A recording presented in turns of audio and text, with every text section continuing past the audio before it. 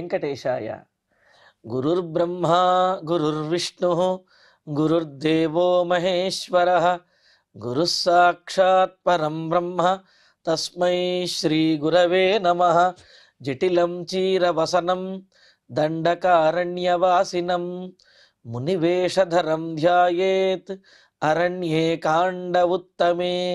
శ్రీరామచంద్ర పరబ్రహ్మణే నమః. అథ శ్రీమద్ రామాయణే ఆదికావ్యే అరణ్యకాండే 30 సర్గః. భిత్వా తు తాం గదాం బాణైః రాఘవో ధర్మవత్సలః స్మయమానః ఖరం వాక్యం సంరబ్ధమిదమబ్రవీత్. పంచవటీ తీరంలో రాముడితోటి యుద్ధం చేయడానికి 14,000 మందితో వచ్చి వారందరూ రాముడి చేతిలో గతించగా కరుడొక్కడే ఇంకా రాముడితోటి యుద్ధం చేయడానికి సిద్ధపడి ఒక గదను తీసుకుని రాముడి మీద విజృంభించి ఆక్రమించడానికి ప్రయత్నిస్తే రాముడు ఆ గదను తన బాణ పరంపరలతోటి ముక్కలు ముక్కలు చేశాడు. కరుడు విసిరినటువంటి గద నిప్పులు కక్కుతున్నటువంటి వజ్రాయుధములాగా అది ఆ మార్గ మధ్యంలో ఉన్నటువంటి చెట్లను కూడా దహించి వేస్తూ రాముడి మీదకి వస్తూ ఉంటే రాముడు ఆ గదను తన బాణములతోటి ముక్కలు ముక్కలు చేశాడు. ముక్కలు చేసిన తర్వాత ఇంకా పరిహాసంగా కరుణ్ణి చూచి నవ్వుతూ కరుడితో ఈ విధంగా అంటూ ఉన్నాడు. ఇక్కడ కరుణి యొక్క పరిస్థితి చూసినట్లయితే వదలలేనటువంటి అహంకారంతో కరుడు విర్రవీగి మాట్లాడుతూ ఉన్నాడు. ఎందుకు అంటే రాముడి పరాక్రమాన్ని చవిచూచాడు. పరాక్రమంతో రాముడు ఏ విధంగా రాక్షసులందరినీ వధించాడో ప్రత్యక్షంగా చూశాడు. అయినప్పటికీ కూడా తన అహంకారాన్ని మాత్రం విడిచిపెట్టడం లేదు. అందుకనే అంటున్నారు అహంకారానికి నిలువెత్తు స్వరూపంలాగా మూర్తీభవించినటువంటి అహంకారంలా ఉన్నటువంటి వాడు కరుడు అని చెప్పి, మరి అహంకారానికి ఆలంబనంగా ఉండేటటువంటి మోహము లేకపోతే ద్రోహము మొదలైనటువంటివన్నీ కూడా అభిమానము ఇవన్నీ గతించినప్పటికీ అంటే అక్కడ దూషణుడు త్రిశిరసుడు అదేవిధంగా మిగతా సైన్యము వీళ్ళందరూ కూడా అలాగే కరుణి యొక్క సారథి గుర్రములు రథము ధ్వజము ఇవన్నీ పోయినప్పటికీ అహంకారం మాత్రం విడవడం లేదు. అదే అహంకారంతో ఎదురు నిలబడుతూ ఉన్నాడు. మరి ఈ సర్గలో రాముడు అహంకార రూపమైనటువంటి కరుడిని వధించడం అనేది ఈ సర్గలో ఉన్నటువంటి విశేషము. మరి ఆ విశేషం కలిగినటువంటి సర్గను మనం అర్ధపురస్సరంగా చక్కగా పారాయణ చేసుకుందాము. ఇక్కడ చూడండి, మొదటి శ్లోకంలో బాణైః తాం గదాం భిత్వా, రాముడు కరుడు విసిరినటువంటి ఆ గదను బాణములతోటి ముక్కలు ముక్కలుగా చేసి ధర్మవత్సలః రాఘవః, ధర్మము యందే నిబద్ధత కలిగినటువంటి వాడైన ఆ రామచంద్రుడు ఈ విధంగా అంటూ ఉన్నాడు. అంటే గద విరగ్గొట్టిన వెంటనే కరుణ్ణి కూడా వధించేయవచ్చు, కానీ కరుడు తన మీద యుద్ధం చేస్తున్నప్పుడే అతన్ని వధించాలి. ఆ ధర్మాన్ని రాముడు పాటించేటటువంటి వాడు. అందుకనే ఇక్కడ ఆ గదను విరచిన తర్వాత స్మయమానః నవ్వుతూ పరిహసిస్తూ సంరబ్ధం ఖరం ఇదమబ్రవీత్, తన గద విరిగిపోయేటప్పటికీ ఆశ్చర్యపడుతూ చూస్తున్నటువంటి కరుణితోటి రాముడు నవ్వుతూ ఈ విధంగా మాట్లాడుతున్నాడు. ఏతత్తే బల సర్వస్వం దర్శితం రాక్షసాధమా శక్తిహీనతరో మత్తః వృధాత్వమవగర్జసి. రాక్షసాధమా, ఓ రాక్షస, నీచుడు అయినటువంటి ఓ రాక్షస, తే ఏతత్ బల సర్వస్వం, ఇదిగో నీ బలం మొత్తాన్ని కూడా నా ముందు నీవు ప్రదర్శించావు కదా. మత్తః శక్తిహీనతరః, నీవు నన్ను ఎదుర్కొనేటువంటి బలం శక్తి సామర్థ్యాలు నీకు లేవు. నీవు నాకంటే చాలా తక్కువ శక్తి కలిగినటువంటి వాడివి, హీనమైనటువంటి వాడివి. త్వం వృధా అవగర్జసి, శక్తి లేకుండా ఊరికినే గర్జన చేస్తూ ఈ గదతో నిన్ను పగలగొట్టేస్తాను, మిగతా రాక్షసులతో యుద్ధం చేసినట్టు నాతో కాదు, నన్ను ఎదుర్కోవడం చాలా కష్టతరము అని అంటే ఈ విధంగా ప్రగల్భాలు పలుకుతూ శక్తి లేకుండా కేవలం మాటలలో మాత్రమే శక్తిని చూపిస్తూ ఉన్నావు. చూశావు కదా నీ పరిస్థితి, నీ గద చూశావా ఏ విధంగా విరిగిందో అని అంటున్నాడు. మత్తః శక్తిహీనతరహ, నాకంటే నువ్వు చాలా శక్తిలో సామర్థ్యంలో చాలా తక్కువ వాడివి అన్నాడు. ఇక్కడ మరో అర్థం కూడా ఉంది. మత్తః అన్నీ కోల్పోయినప్పటికీ కూడా నీవు మదించినటువంటి వాడివే, దేనితో? అహంకారంతో మదించినటువంటి వాడివే. మత్తః మదముతోటి నువ్వు ఈ విధంగా మాట్లాడుతున్నావు, కానీ నన్ను ఎదుర్కొనే శక్తి నీకు లేదు. ఆ విషయాన్ని నువ్వు గ్రహించకుండా మదమెక్కి మాట్లాడుతున్నావు ఖరా అని చెప్పి అంటూ, ఏషా బాణ వినిర్భిన్న గదా భూమితలంగత అభిధాన ప్రగల్భస్య తవ ప్రత్యరిఘాతిని. ఇంకా అంటున్నాడు, అభిధాన ప్రగల్భస్య, మాటలలో మాత్రమే చాలా శౌర్యాన్ని చూపించేటటువంటి వాడివి, మాటలు మాట్లాడటంలో దిట్ట, నీవు యుద్ధంలో మాత్రం దిట్టవి కాదు. నీ శౌర్యవీర్య పరాక్రమాలు నీ మాటలలో మాత్రమే అటువంటి. తవ ప్రత్యరిఘాతిని గద, ఇదిగో నీ గద నీ శత్రువులందరినీ కూడా వధించేస్తుంది, దీనికి తిరుగులేదు, ఎదురు లేదు, అప్రతిహతమైనది అని చెప్పి విసిరినటువంటి నీ గద ఏదైతే ఉన్నదో ఈ గద భూమి తలంగత, విరిగి నేల మీద పడిపోయింది చూడవయ్యా అని అంటున్నాడు. ఇక్కడ ప్రత్యరిఘాతిని అనే చోట ప్రత్యయఘాతిని అనే పాఠాంతరం కూడా ఉన్నది. అంటే ఏ గదను నమ్ముకుని, అంటే ఈ గదకు ఎదురు లేదు, ఈ గదను ఎదిరించేవారు లేరు అని చెప్పి ఏ గదను నమ్ముకుని నువ్వు నాతో యుద్ధానికి వచ్చావో, ఏ గదను నా మీద ప్రయోగించావో ఆ గదే ఇప్పుడు నేల మీద పడిపోయి ప్రత్యయఘాతిని, నీ నమ్మకాన్ని పూర్తిగా వమ్ము చేసింది. ఇంకా నీవు నన్నేమీ చెయ్యలేవు, నన్ను ఎదుర్కోలేవనే విషయాన్ని నీ గదే నీకు తెలియజేస్తున్నది. కావున నీ విశ్వాసం ఇప్పటికే పోయి ఉంటుంది, నీ నమ్మకం అనేది సన్నగిల్లి ఉంటుంది. కావున నువ్వు దేనినైతే నమ్మావో ఆ గదే నేల మీద పడిపోయింది చూడు అని చెప్పి అంటున్నాడు. అంటూ యత్వయోక్తం వినష్టానాం అహమశ్రు ప్రమార్జనం రాక్షసానాం కరోమీతి మిథ్యా తదపి తే వచః. రాక్షసాధమా, ఖరుడా, అహం వినష్టానాం రాక్షసానాం అశ్రుప్రమార్జనం కరోమి. ఏమన్నావు ఇంతకుముందు? నష్టపోయినటువంటి, రాముడి చేతిలో గతించినటువంటి వారైన 14,000 మంది రాక్షసులకి కూడా వాళ్ళ యొక్క కన్నీళ్లు తుడుస్తాను, అంటే రాముడిని దండించి రాముడిని సంహరించి వారందరి యొక్క కన్నీళ్లు తుడుస్తాను, వాళ్ళ ఆత్మకు శాంతిని కలగజేస్తాను అన్నట్లుగా ఏవో నువ్వు మాటలు మాట్లాడావు కదా ఖరా. ఇప్పుడు ఏం చేయగలుగుతావు? నిన్నే నువ్వు రక్షించుకోలేవు. నన్ను దండించి నిన్ను నమ్ముకున్నటువంటి వారిని, నీకంటే ముందే స్వర్గానికి వెళ్ళినటువంటి వారికి నీవు కన్నీళ్లు తుడుస్తావా? ముందు నీ సంగతి చూసుకోవయ్యా. నిన్ను నువ్వు రక్షించుకోగలిగితే ఇతరుల యొక్క ప్రతిజ్ఞలు నెరవేర్చవచ్చును, ఇతరుల యొక్క పగను తీర్చవచ్చును, ఇతరులకు శాంతిని కలుగజేయవచ్చును, నీకే గతి లేదు అని చెప్పి రాముడు కరుణ్ణి పరిహసిస్తూ ఇలా అంటూ ఉన్నాడనమాట. కావున నీవేదైతే నన్ను వధించి రాక్షసులకు అశ్రుప్రమార్జనం కన్నీళ్లు తుడుస్తాననేది చెప్పావో అది కూడా జరిగే పనేమీ కాదు, అది మిథ్యా, అది అబద్ధమే, కేవలం నీ మాటల్లో మాత్రమే ఉన్నది తప్ప అది చేతల్లో జరిగేది కాదు. నీచస్య క్షుద్రశీలస్య మిథ్యావృత్తస్య రక్షసః ప్రాణానపహరిష్యామి గరుత్మానమృతం యథా. నీవు వగరబోతివి, అంటే కేవలం అహంకారం మాత్రమే ఉండటం, బలం మాత్రమే ఉండడమో కాదు, నీవు నీచమైనటువంటి స్వభావం కలిగినటువంటి వాడివి, క్రూరమైన స్వభావం కలిగిన వాడివి. అటువంటి నీచమైన స్వభావం కలిగిన వాడివి. క్షుద్రశీలస్య, హీనమైనటువంటి ప్రవర్తన, హీనమైనటువంటి వ్యక్తిత్వం కలిగినటువంటి వాడివి.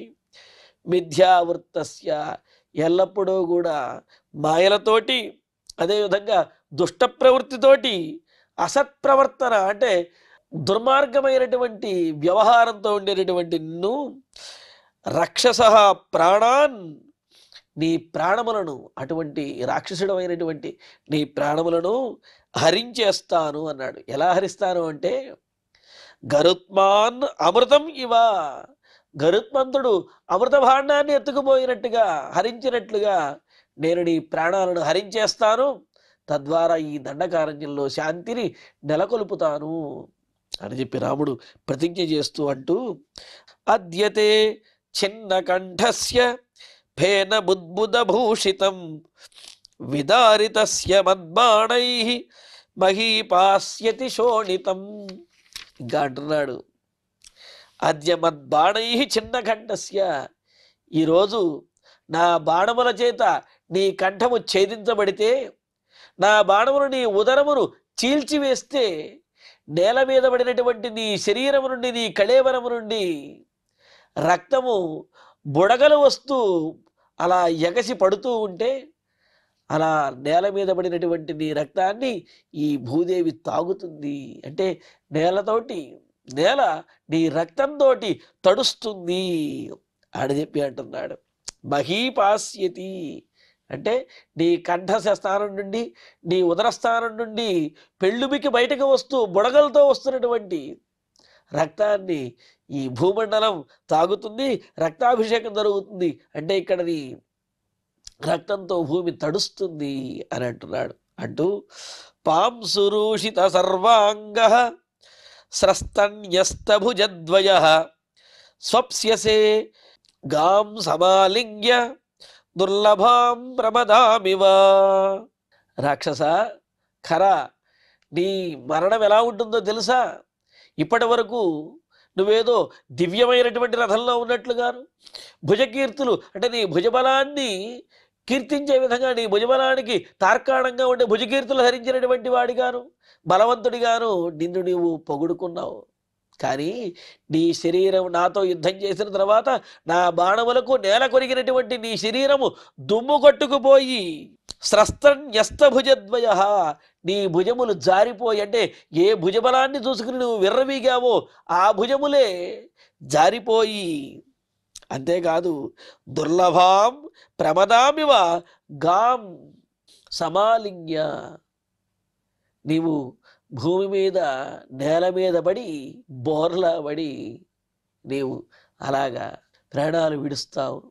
ఎలాగంటే ఇష్టమైనటువంటి ప్రియురాలు దొరికినప్పుడు ఏ విధంగా అయితే కావలించుకుంటారో అలాగే నీవు కూడా నా బాణముల దగ్గర నీ భుజములన్నీ కూడా జారిపోయి నీ శరీరం నుండి ప్రాణములు వెళ్ళిపోయిన తర్వాత నీవు అలా భూమండలం మీద పడి భూమిని కావలించుకుని మరణిస్తావు. ఇది నీకు జరగబోయేటువంటి స్థితి. ఇప్పటి వరకు ఏ భుజబలాన్ని చూసి విర్రవీగావో ఆ భుజములు జారిపోయి బలాన్ని కోల్పోయి నీ ప్రాణములు పోయి నువ్వు ఆ విధంగా భూమి మీద పడి మరణిస్తావు అని అంటూ, నీవు ఇలా మరణించిన తర్వాత బాధపడేవారు ఒక్కడ కూడా ఉండరు, అంతే కదా. అందరూ కూడా ఆనందించేవాళ్లే. ఎందుకు అంటే నీవు నీ పరివారంతో నీ రాక్షసులతోటి ఈ దండకారణ్యంలో ఉండటం వల్ల ఈ దండకారణ్యం సాధువులు ఉండడానికి అయోగ్యంగా మారిపోయింది, సాధువులు ఉండడానికి వీలు లేకుండా పోయింది. కానీ నీవు మరణించిన తర్వాత ఇది సాధువులకు నిలయం అవుతుంది అని అంటూ, ప్రవృద్ధ నిద్రేశయితే త్వయి రాక్షస పాంసనే భవిష్యంత్య శరణ్యానాం శరణ్యా దండకా ఇమే. రాక్షస పాంసనే త్వయి ప్రవృద్ధ నిద్రే, నీచ రాక్షసుడమైనటువంటి క్రూరుడమైనటువంటి నీవు నా బాణముల ఘాతములకు మరణించి భూమి మీద పడిపోగా నిన్ను చూచినటువంటి వారు ధైర్యాన్ని తెచ్చుకుని చెయ్యితే, అంటే నీవు ఆ విధంగా నిద్రపోయినట్లుగా భూమి మీద పడి ఏమీ చెయ్యలేనటువంటి స్థితిలో నీవు మరణించి ఉండగా నిన్ను చూచినటువంటి వారు ధైర్యాన్ని తెచ్చుకుని ఇప్పుడు ఈ దండకారణ్యం సాధువులు నివసించడానికి యోగ్యమైనది అని చెప్పి వారు ధైర్యంగా నివసిస్తారు. ఇవే దండకాః అశరణ్యానాం శరణ్యాః భవిష్యంతి. ఇప్పటి వరకు ఎవరు రానటువంటి కొత్త వారెవరు కూడా రావడానికి భయపడేవారు. అటువంటిది ఇప్పుడు అందరికీ కూడా అంటే ఏమిటి, ఏ శరణ్యము ఏ ఆశ్రయము లేనటువంటి వారు కూడా ఈ దండకారణ్యంలోకి వచ్చి హాయిగా జీవించగలుగుతారు. ఎందుకు అంటే నీవు భవిష్యత్తులో ఇక్కడ ఉండవు కావున నీవు గతించిన తర్వాత అనేక మంది ఇక్కడికి వచ్చి పుణ్యాత్ములందరూ కూడా ఇక్కడ జీవిస్తారు, భయం లేకుండా ఉండగలుగుతారు, ఆనందంగా ఉంటారు, పీడ వదిలిపోయింది అని చెప్పి అందరూ కూడా ఆనందిస్తారు అని అంటూ జనస్థానే హతస్థానే తవ రాక్షసమచ్చరై నిర్భయ విచరిష్యంతి సర్వతో మునయో వనే. ఖరా జనస్థానము ఈ ప్రాంతమంతా కూడా నాది, దీనిని నా ఇష్టం వచ్చినట్టుగా పాలిస్తాను, ఇక్కడున్న వాళ్ళని ఇష్టం వచ్చినట్టుగా హింసిస్తాను అని చెప్పి నువ్వు నానా రకాలుగా నానా హింసలు పెట్టావు. ఇక్కడ ఉండటానికి లేకపోతే యజ్ఞయాగాదులు చేయడానికి కూడా అందరూ భయపడ్డారు. కానీ తవ జనస్థానే మచ్చరై హతస్థానే, నీవు ఈ జనస్థానంలో నా శరముల చేత నీవు వధించబడి ఇది హతస్థానం అవుతుంది. అప్పుడంటే కరుడు మరణించినటువంటి స్థానం అవుతుంది. అప్పుడు ఇంకా వనే సర్వత విచరిష్యంతి, మునులు ఈ వనమంతా కూడా చాలా స్వేచ్ఛగా నిర్భయంగా తిరగగలుగుతారు. కరుడు ఉన్నప్పుడు పరిస్థితులు ఏమిటి, ఆశ్రమం దాటి కనుక బయటికి వచ్చినట్లయితే మరలా ఆశ్రమంలోకి ప్రాణాలతో వెళతామో వెళ్ళమో అనే భయంతో బిక్కుబిక్కుమంటూ జీవిస్తూ ఉన్నారు. ఆశ్రమ ప్రాంతాలు దాటి బయటికి రావడానికి కూడా భయపడుతూ ఉన్నారు మహర్షులు. కానీ ఇప్పుడు కరుడు గతించిన తర్వాత వాళ్ళందరూ స్వేచ్ఛగా తిరగగలుగుతారు, హాయిగా ఉండగలుగుతారు అని అంటూ అద్య విప్రసరిష్యంతి రాక్షస్యో హత బాంధవా బాష్పార్ద్రవదనాదీనా భయాదన్య భయావహా. ఇంకా ఇంతకుముందు నీవు బ్రతికి ఉన్నప్పుడు నీ సైన్యం అందరినీ కూడా భయపెట్టారు. అలాగా అన్యభయావహ, ఇతరులందరికీ కూడా భయంకరంగా అందరినీ కూడా భయపెట్టి వారందరినీ ప్రాణములు గుప్పెట్లో పెట్టుకుని జీవించే విధంగా చేసినటువంటి మీ బంధువులు హతబాంధవాహ, మీ వారెవరైతే ఉంటారో మీకు సంబంధించినటువంటి వారు వాళ్ళు హతబాంధవాహ, మీరందరూ గతించిన తర్వాత చంపబడినటువంటి బంధువులు కలిగిన వాళ్ళంటే మీరందరూ మరణించిన తర్వాత మీ బంధువులు ఎవరైనా కొంతమంది మిగిలి ఉన్నట్లయితే కనుక వాళ్ళు ఈ జనస్థానాన్ని విడిచి పారిపోతారు. ఎవరైతే ఈ జనస్థానంలో ఉన్నటువంటి వారందరినీ కూడా హింసించి భయపెట్టారో వాళ్ళే ఇప్పుడు వారిలో చాలామంది ఈ యుద్ధంలో గతించారు. ఇక మిగిలిన వారెవరైనా ఉంటే కనుక వాళ్ళందరూ కూడా ఈ జనస్థానాన్ని విడిచి పారిపోతారు. బాష్పార్ద్రవదనాహ దీనాహ,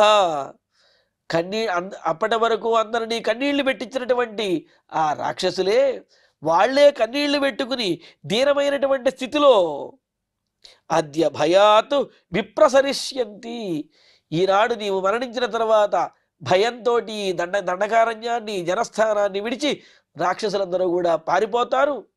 తద్వారా మహర్షులందరూ ఆనందంగా జీవించగలుగుతారు.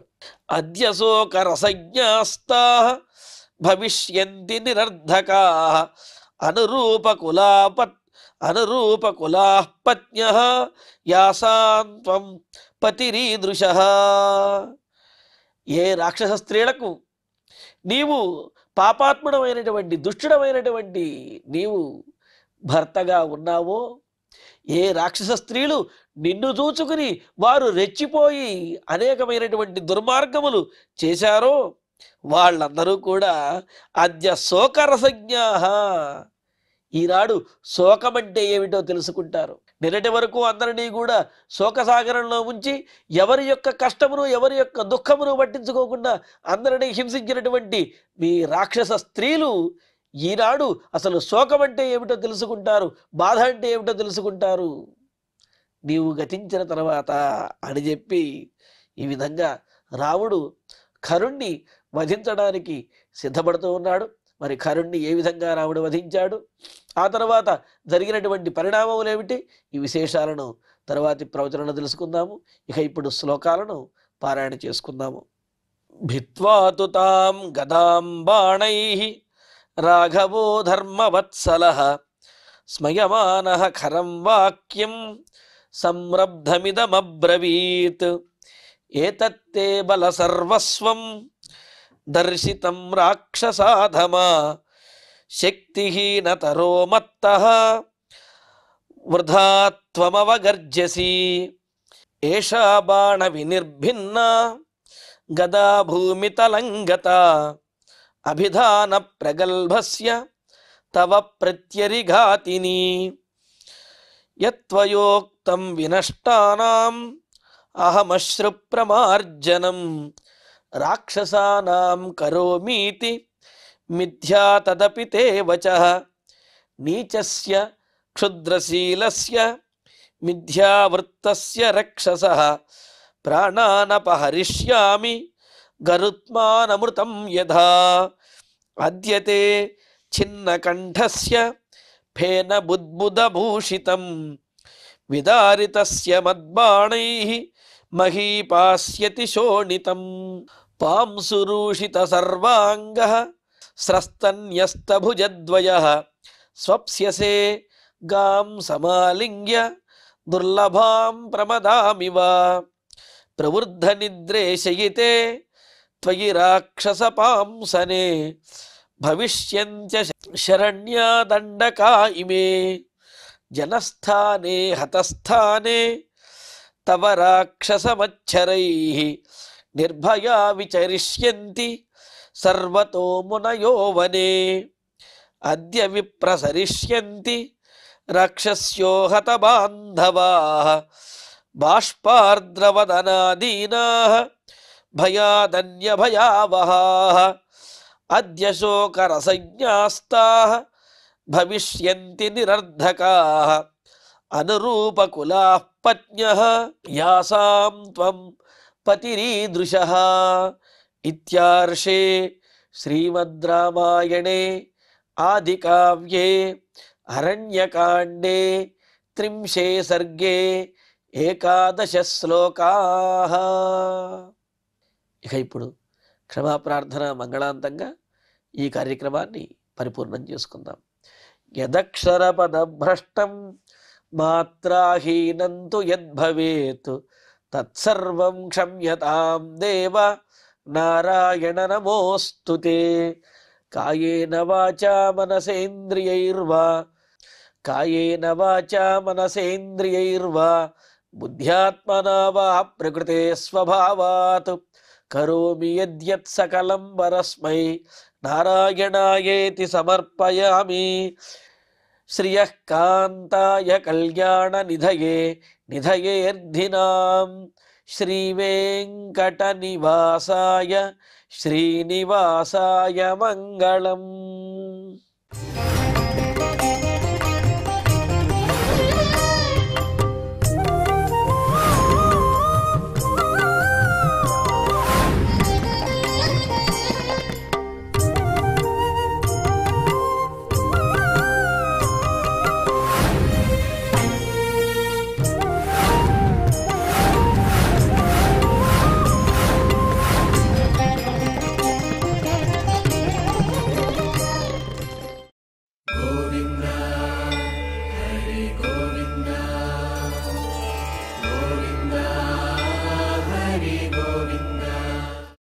ఓం నమో